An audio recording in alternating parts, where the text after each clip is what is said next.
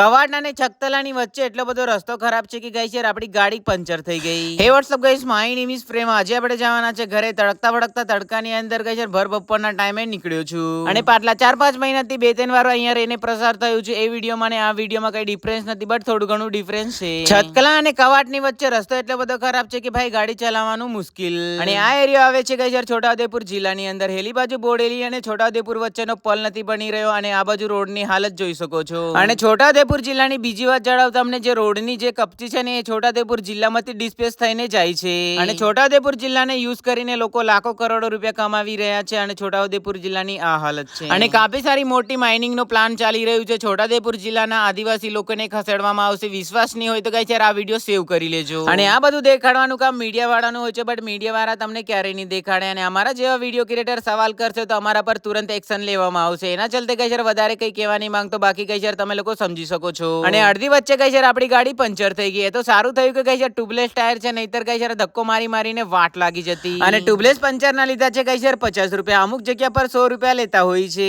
ફેર puncture જોડાવતા કરતા guys યાર અમે લોકો નીકળી પડ્યા હતા. બોડેલી અને કવાટ વાળો બી રસ્તો પાછો જેવો તેવો છે. બાકી મળીએ નેક્સ્ટ વિડીયોમાં. તે હું બબાઈ ટેક કેર, કંઈક નયા ટોપિક સાથે.